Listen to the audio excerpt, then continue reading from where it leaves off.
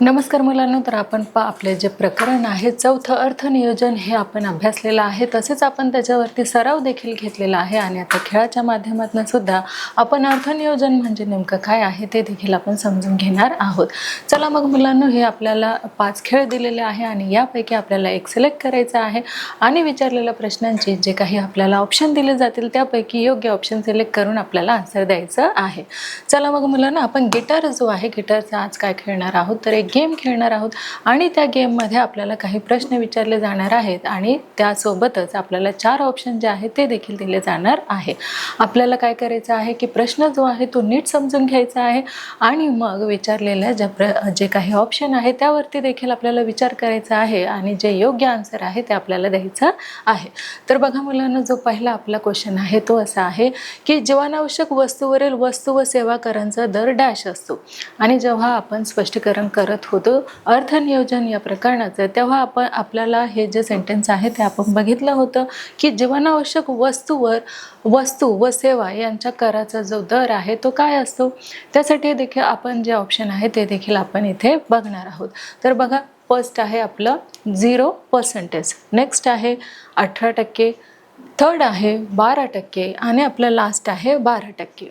तर बघा मुलांनो, जीवनावश्यक वस्तू इथे सांगितलेल्या आहे, मग ज्या आपल्या लाईफसाठी अगदी योग्य आहे किंवा आपल्यासाठी ज्या कशा आहेत खूप उपयुक्त आहेत त्यावरती सरकार कर लादेल का, तर नाही. मग इथे दिलेल्या ऑप्शनपैकी काय येणार आहे, अगदी बरोबर 0% हे येणार आहे. म्हणून आपण 0% वरती काय केलेलं आहे, रेड कलर आहे म्हणून आपण त्याच्यावरती क्लिक केलेलं आहे आणि आपला आन्सर सुद्धा राईट आलेला आहे. आता आपला जो नेक्स्ट क्वेश्चन आहे तो आपण इथे घेणार आहोत की शेअर्स विकत घेताना एका शेअर्सची किंमत काढण्यासाठी बाजारभाव, दलाली व GST यांची काय करावी लागते.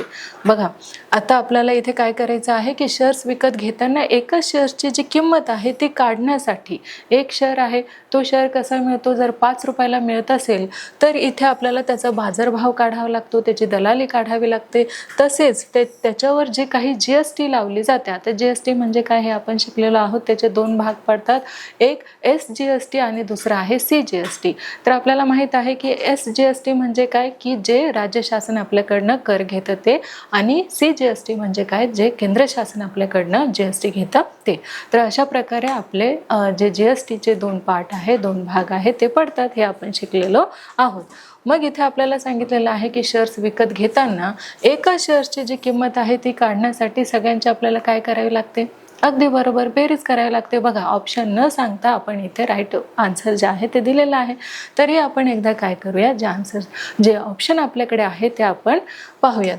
जर पहिला आपला जो ऑप्शन आहे तो आहे भागाकार करावा लागतो, सेकंड आहे बेरीज करावी लागते, थर्ड आहे वजाबाकी करावी लागते आणि फोर्थ आपलं काय आहे की गुणाकार करावा लागतो. मग काय करावे लागते, अगदी बरोबर बेरीज करावी लागते. म्हणजे एक वस्तू जरी मूळ तिची किंमत आहे जर 10 रुपये असेल तर त्याच्यावरती GST, बाजारभाव, आणखी इतर जे मध्यस्थी आहे, दलाल आहे, यांचे काय करत असतो, इफेक्ट पडत असतो आणि तीच वस्तू ग्राहकापर्यंत पोहोचोपर्यंत तीच वस्तू 25 ते 30 रुपयाला होऊन जाते. म्हणजेच इथे आपल्याला आपलं जे आन्सर आहे, जे ऑप्शन आहे ते कुठलं आहे, अगदी बरोबर बेरीज करावी आपल्याला लागते. मग त्या वस्तूची आपल्याला काय मिळते, तर ग्राहकापर्यंत ती वस्तू जाते अगदी डबल टेबल भावामध्ये. आता जो आपला पुढचा प्रश्न आहे तो असा आहे की जेव्हा एखादा नोंदणीकृत व्यापारी दुसऱ्या नोंदणीकृत व्यापाऱ्यास वस्तू विकतो तेव्हा त्याला डॅश अंतर्गत व्यवहार म्हणतात. आणि इथे आपल्याला 4 ऑप्शन दिलेले आहेत. जो पहिला आपला ऑप्शन आहे तो आहे BB, सेकंड जो आहे तो आहे B2B, थर्ड आहे BC आणि लास्ट आहे B2C. बघा, हे देखील आपण स्पष्टीकरण करत असताना पाहिलेलं आहे की जेव्हा एखादा नोंदणीकृत व्यापारी दुसऱ्या नोंदणीकृत व्यापाऱ्यास वस्तू विकतो तेव्हा त्याला डॅश अंतर्गत वस्तू म्हणतात. काय म्हणतात सांगा पाहू, अगदी बरोबर B2B म्हणजेच काय, बिझनेस टू बिझनेस. मग आपलं योग्य ऑप्शन काय आहे, B2B हे आपलं योग्य ऑप्शन आहे. आणि आपला जो नेक्स्ट क्वेश्चन आहे तो असा आहे की एकाच राज्यातील व्यापारात केंद्र शासनाकडून डॅश आकारला जातो. तर इथे एकाच राज्यातील व्यापारात केंद्र शासनाकडून काय आकारला जातो. बघा, त्यासाठी आपल्याला इथे ऑप्शन देखील दिलेले आहेत. फर्स्ट आपला ऑप्शन आहे IGST, CGST, SGST की UTGST. काय आकारला जातो सांगा पाहू केंद्र शासनाकडनं, अगदी बरोबर, CGST जो आहे तो आकारला जातो. म्हणून आपला आन्सर जे आहे ते देखील राईट आलेला आहे. पुढचा जो आपला प्रश्न आहे तो दर्शनी किंमत 100 रुपये असलेल्या, म्हणजे दर्शनी किंमत म्हणजेच काय की त्याची जी ओरिजिनल प्राइस आहे ती किती आहे, 100 रुपये आहे. मग शेअरचा बाजारभाव 75 रुपये आहे, तर खालीलपैकी कोणते वाक्य योग्य आहे हे आपल्याला सांगायचं आहे. तर बघा, त्यासाठी आपल्याला इथे 4 ऑप्शन दिलेले आहेत. फर्स्ट जो आपला ऑप्शन आहे तो आहे हा शेअर 75 अवमूल्यावर आहे. सेकंड आहे हा शेअर 25 रुपये अधिमूल्यावर आहे. थर्ड आहे हा शेअर 25 रुपये अवमूल्यावर आहे आणि हा शेअर 175 रुपये अधिमूल्यावर आहे. मग आपले योग्य ऑप्शन काय येणार आहे? अगदी बरोबर, हा शेअर जो आहे 25 रुपये अवमूल्यावर आहे हे आपलं काय आहे तर राईट आन्सर आलेला आहे. आणि नेक्स्ट आपला जो क्वेश्चन आहे तो देखील आपण पाहणार आहोत की 50% लाभांश घोषित केलेल्या कंपनीच्या 10 रुपये दर्शनी किमतीच्या एका शेअर्सवर किती लाभांश मिळेल. आणि त्यासाठी आपल्याला इथे 4 ऑप्शन दिलेले आहे. फर्स्ट जो आहे आपला तो आहे 50 रुपये, सेकंड आहे 100 रुपये, थर्ड आहे 500 रुपये आणि शेवटचा आहे आपला 5 रुपये. मग काय असणार आहे सांगा पाहू. अगदी बरोबर, 5 रुपये हा असणार आहे. आणि आपला जो नेक्स्ट क्वेश्चन आहे तो असा आहे की GST मध्ये एकूण डॅश अक्षरे असतात. आता GST मध्ये किती अक्षरे असतात ते देखील आपण अभ्यासलेलं होतं. पुन्हा त्याचे ऑप्शन आपण इथे एकदा पाहूयात की ते 15 होते, 10 होते, 16 होते की 9 होते. सांगा पाहू किती असणार आहेत. अगदी बरोबर, 15 जे आहे 15 अक्षरे GST मध्ये असतात. आणि नेक्स्ट आपला क्वेश्चन आहे की स्टीलच्या भांड्यावरील वस्तू व सेवा करांचा दर 18% आहे, तर त्यावर राज्य वस्तू सेवा कराचा दर डॅश आकारण्यात येतो. किती आकारण्यात येतो? जर टोटल त्याच्यावरती GST हा किती असेल, 18% असेल, पण याच्यामध्ये किती पार्ट पडतात? 2 पार्ट पडतात. एक कुणाचा असतो तर एक राज्य शासनाचा असतो, दुसरा कुणाचा असतो तर दुसरा असतो केंद्र शासनाचा. म्हणजेच 18%च्या अर्धी किती होणार आहे? अगदी बरोबर, 9% होणार आहे. म्हणजे इथे जो कर आकारला जातो त्याचे ऑप्शन आपण बघूयात की 0.9%, नेक्स्ट आहे 36%, 18% आणि 9%. जर 18% GST आहे तर राज्य शासन किती आकारतं? अगदी बरोबर, 9% आकारतं. म्हणून 9% हे आपलं योग्य ऑप्शन आहे. आणि आपला जो नेक्स्ट क्वेश्चन आहे तो आपण पाहणार आहोत की एका म्युच्युअल फंडाचे एका युनिटचे नक्त मूल्य 10.65 रुपये असेल तर 500 युनिट्सच्या खरेदीसाठी लागणारी रक्कम किती रुपये असणार आहे. आणि त्यासाठी आपल्याला इथे 4 ऑप्शन दिलेले आहे. फर्स्ट आपल्याला आहे की 5325, नेक्स्ट आहे 5235, नेक्स्ट आहे 5,32,500 आणि नेक्स्ट आहे 53,250. मग काय असणार आहे आपलं योग्य आन्सर? अगदी बरोबर, 5325 म्हणजे रेड कलरचं जे आन्सर आहे ते आपलं योग्य आन्सर आहे. नेक्स्ट आपलं जे क्वेश्चन आहे तो आहे की आपल्या देशात डॅश या तारखेपासून वस्तू व सेवा कर ही प्रणाली अंमलात आली. तर कर ही प्रणाली ही कधी अंमलात आलेली आहे ते आपल्याला सांगायचं आहे. बघा, 31 मार्च 2017, 1 एप्रिल 2017, 1 जुलै 2017 की 1 जानेवारी 2017. मग आपले योग्य आन्सर काय असणार आहे? अगदी बरोबर, 1 जुलै 2017 हे आपलं योग्य आन्सर आहे. 1 जुलै 2017 मध्ये कर प्रणाली जी आहे ती आपल्या भारतामध्ये लागू झालेली आहे. आणि आपला तर पहा मुलांनो, अशा प्रकारे आपलं जे प्रकरण आहे चौथं अर्थनियोजन यावरील खेळ जे आहे, खेळाच्या माध्यमातून आपण काय शिकलेलो आहोत तर खेळाच्या माध्यमातून देखील आपण अर्थनियोजन हे जे प्रकरण आहे ते समजून घेतलेलं आहे. आणि आता आपण त्याच्यावरती परीक्षा देखील घेणार आहोत. तर पहा मुलांनो, त्यावरती आपण परीक्षा देखील घेऊयात की 50% लाभांश घोषित केलेल्या कंपनीच्या 10 रुपये दर्शनी किमतीच्या एका शेअरवर किती लाभांश मिळेल. मग त्यासाठी आपल्याला इथे ऑप्शन दिलेले आहे. बघा, 50 रुपये, 100 रुपये, 500 रुपये की 5 रुपये. किती? अगदी बरोबर, किती मिळणार आहे तर 5 रुपये लाभांश मिळणार आहे. नेक्स्ट आपला क्वेश्चन आहे की दर्शनी किंमत 100 रुपये असलेल्या शेअरचा बाजारभाव 75 रुपये आहे, तर खालीलपैकी कोणते वाक्य योग्य आहे. आणि त्यासाठी आपले ऑप्शन आहेत. हा शेअर 75 अवमूल्यावर आहे, सेकंड आहे हा शेअर 25 रुपये अधिमूल्यावर आहे, थर्ड आहे हा शेअर 25 रुपये अवमूल्यावर आहे आणि लास्ट आहे हा शेअर 175 रुपये अवमूल्यावर आहे. मग आपले योग्य आन्सर काय येणार आहे? अगदी बरोबर, हा जो शेअर आहे तो 25 रुपये अवमूल्यावर आहे हे आपला आहे योग्य आन्सर. आणि आपला पुढचा जो क्वेश्चन आहे तो आहे, जेव्हा एखादा नोंदणीकृत व्यापारी दुसऱ्या नोंदणीकृत व्यापाराच्या वस्तू विकत घेतो तेव्हा त्याला डॅश अंतर्गत व्यवहार म्हणतात. म्हणजे इथे व्यापारामध्येच काय चालू आहे, तर बिझनेस चालू आहे. मग त्याला काय म्हटलं जातं पाहूया. BB म्हटलं जातं, B2 म्हटलं जातं की BC म्हटलं जातं की B2C म्हटलं जातं. काय म्हटलं जातं, बिझनेस टू बिझनेस इथे आहे, म्हणजेच इथे काय म्हटलं जातं, B2B असं म्हटलं जातं. अगदी बरोबर तुम्ही बोललेला आहात की बिझनेस टू बिझनेस म्हणजे दोन व्यापारामध्ये इथे काय चालत आहे, तर दोन व्यापारामध्ये इथे बिझनेस चालत आहे, म्हणजेच त्याला काय म्हटलं जातं, तर B2B असं म्हटलं जातं. आणि आपला जो नेक्स्ट क्वेश्चन आहे तो आपण इथे घेऊयात की शेअर्स विकत घेताना एका शेअर्सची किंमत काढण्यासाठी बाजारभाव, दलाली व GST यांची काय आहे, तर डॅश. मग भागाकार करावा लागतो, बेरीज करावी लागते, वजाबाकी करावी लागते की गुणाकार करावा लागतो. मग आपलं योग्य ऑप्शन काय आहे, अगदी बरोबर, बेरीज आपल्याला करावी लागते. आणि नेक्स्ट आपला जो क्वेश्चन आहे तो आहे, GST मध्ये एकूण डॅश अक्षरे असतात. तर किती अक्षरे असतात पहा, 15, 10, 16 की 9, किती असतात सांगा पाहू. अगदी बरोबर, 15 हे GST अक्षरे असतात. आणि नेक्स्ट जो आहे आपला क्वेश्चन तो आहे, स्टीलच्या भांड्यावरील वस्तू व सेवा कराचा दर 18% आहे, तर त्यावर राज्य वस्तू सेवा कराचा दर डॅश आकारण्यात येतो. आणि त्यासाठी आपल्याला इथे 4 ऑप्शन दिलेले आहे. फर्स्ट जो आहे तो आहे 0.9%, सेकंड आहे 36%, थर्ड आहे 18% आणि लास्ट आहे 9%. किती, अगदी बरोबर 9% हे आपलं योग्य ऑप्शन आहे. कारण इथे राज्य शासन आणि केंद्र शासन यांच्यामध्ये 18%चं काय होतं, तर अर्धा भाग होतो, म्हणजेच 9 आणि 9 18, तर 9% कुणाला जाणार आहे, राज्य शासनाला, आणि 9% कुणाला जाणार आहे, तर केंद्र शासनाला. आणि आपला जो पुढचा प्रश्न आहे तो असा आहे की एकाच राज्यातील व्यापारात केंद्र शासनाकडून डॅश आकारला जातो. तर काय आकारला जातो पहा, IGST, CGST, SGST की UTGST. तर काय आकारला जातो, तर इथे SGST हा आकारला जातो. अगदी बरोबर तुम्ही उत्तर दिलेलं आहे. आणि आपला जो पुढचा प्रश्न आहे तो असा आहे की आपल्या देशात डॅश या तारखेपासून वस्तू व सेवा कर प्रणाली अंमलात आली. तर कधी कर प्रणाली अंमलात आलेली आहे बघा, 31 मार्च 2017, 1 एप्रिल 2017, 1 जुलै 2017 की 1 जानेवारी 2017. कधी अंमलात आलेली आहे, अगदी बरोबर 1 जुलै 2017ला जी कर प्रणाली आहे ती अंमलात आलेली आहे. नेक्स्ट जो आपला क्वेश्चन आहे तो आपण पाहणार आहोत की जीवनावश्यक वस्तूवरील वस्तू व सेवा कराचा दर डॅश आहे.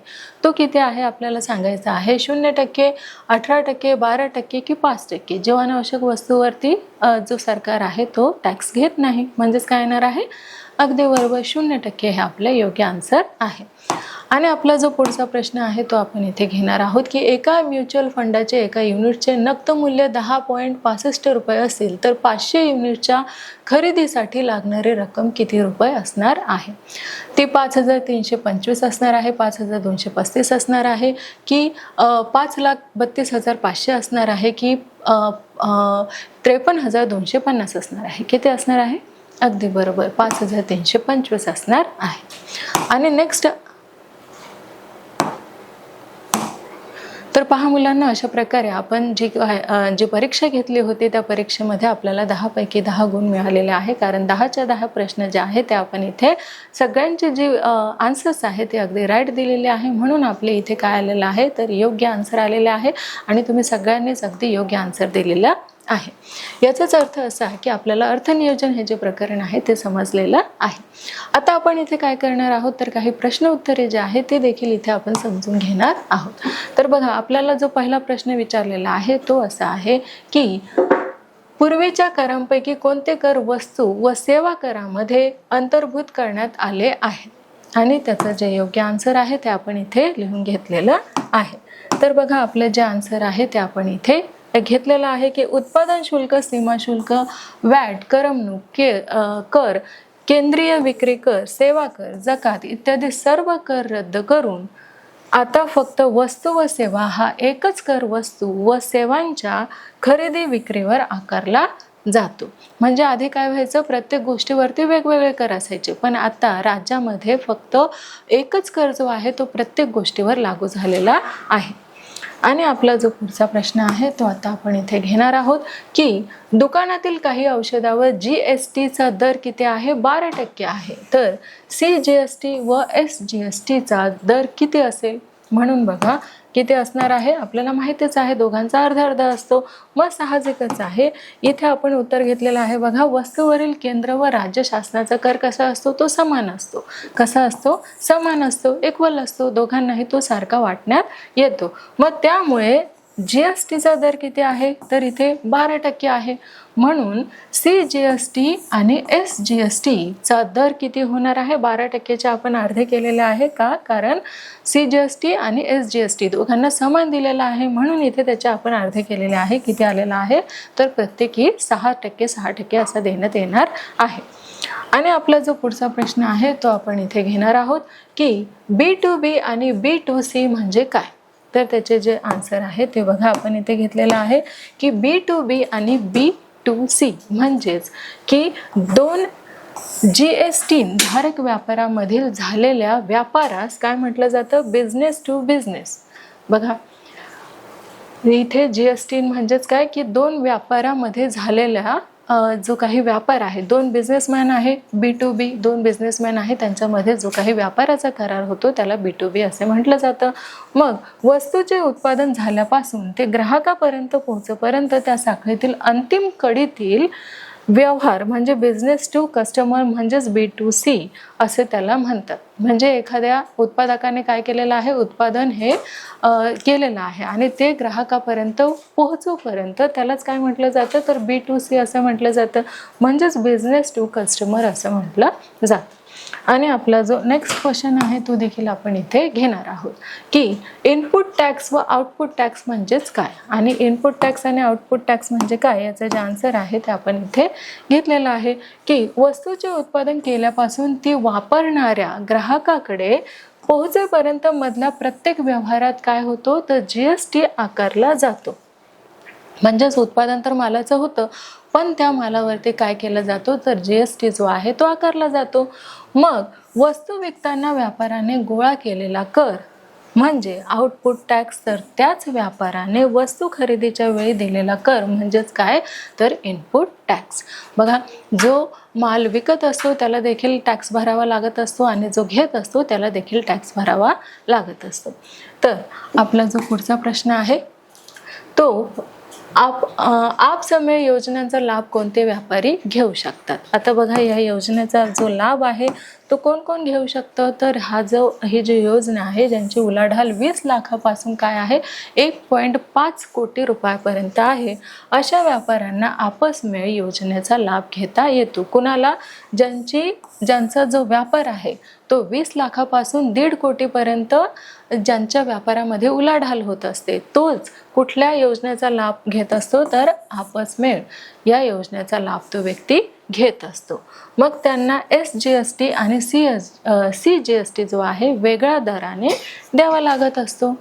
तर हे झालं आपलं प्रश्नाचं उत्तर. आणि नेक्स्ट जो आपला क्वेश्चन आहे तो आहे की सध्या गुंतवणुकीचे कोणते विविध मार्ग उपलब्ध आहे. आणि बघा, सध्या जे गुंतवणुकीचे विविध मार्ग उपलब्ध आहेत ते असे आहेत की रँकिंग खाते, मुदत ठेव, दागिने, स्थावर मालमत्ता, तसेच विविध प्रकारचे विमे, पारंपरिक गुंतवणुकीच्या पर्यायाबरोबरच सध्या bonds, debentures, shares, mutual fund, भविष्य निर्वाह निधी इत्यादी गुंतवणुकीचे मार्ग उपलब्ध आहेत.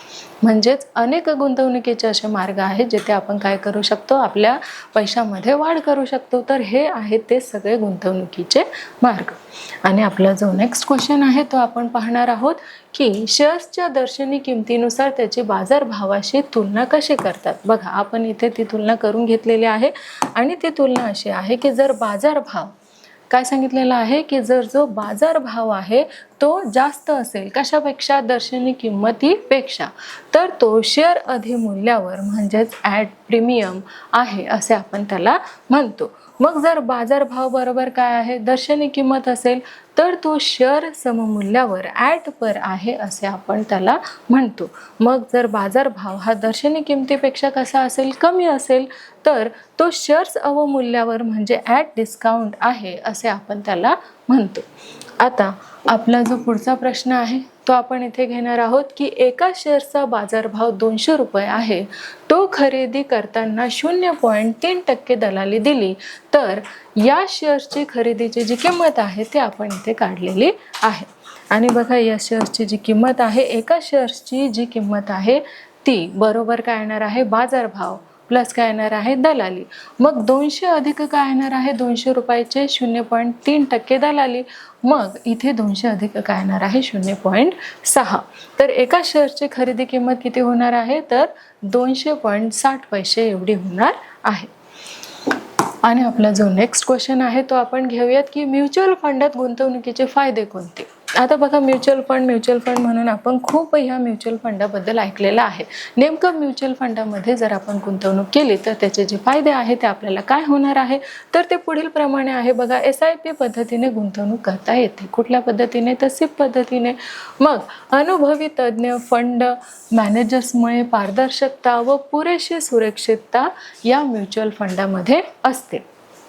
मग मर्यादित काय असते, जोखीम असते, तरलता, गुंतवणुकीत वैविध्य, त्याचप्रमाणे अल्प व दीर्घ मुदतीचे देखील याच्यामध्ये काय असतात, तर फायदे असतात. म्हणजे ही जी योजना आहे ती अल्प पद्धतीची देखील असते आणि दीर्घ पद्धतीची देखील असते. मग ठराविक फंडातील म्हणजे ELS मधील गुंतवणुकीवर इथे आयकर कलम 80C खाली वजावट अशी आपल्याला मिळत असते. आणि आपला जो नेक्स्ट क्वेश्चन आहे तो असा आहे की जर 100 रुपये दर्शनी किमतीचे 300 रुपये शेअर्स 30 रुपये अवमूल्यावर विकले तर किती रुपये मिळतील. आणि त्याचं उत्तर जे आहे ते आपण इथे काढलेलं आहे की बाजारभाव बरोबर काय येणार आहे, तर दर्शनी किंमत वजा काय येणार आहे, तर अवमूल्य. मग बाजारभाव किती, दर्शनी किंमत किती आहे, तर 100 रुपये आहे, वजा काय करायचं आहे, अवमूल्य करायचं आहे. बरोबर किती उरलेलं आहे, तर 70 रुपये. मग विक्रीनंतर मिळणारी जी रक्कम आहे बरोबर किती येणार आहे, शेअर्सची संख्या गुणिले काय येणार आहे, बाजारभाव. शेअर्सची संख्या किती आहे, 300 आहे, गुणिले बाजारभाव 70 रुपये आहे. मग इथे आपण त्यांचा गुणाकार केलेला आहे. किती उत्तर आलेलं आहे, तर 21,000 रुपये उत्तर आलेलं आहे. अशा प्रकारे अर्थनियोजन हे जे आपलं प्रकरण आहे ते आपण अभ्यासलेलं आहे. तसेच त्याचा सराव आपण घेतलेला आहे, खेळ घेतलेला आहे. परीक्षा प्रश्न उत्तरे यांच्या आधारे वेगवेगळे ऑप्शन देऊन आपण हे जे प्रकरण आहे ते समजून घेतलेलं आहे. आणि अर्थनियोजन जे आहे ते आपला अभ्यास, सराव, खेळ, परीक्षा प्रश्न उत्तरे हे सगळे टॉपिक घेऊन आपण कंप्लीट केलेलं आहे. लवकरच आपण भेटणार आहोत एका नवीन पाठामध्ये. तोपर्यंत धन्यवाद.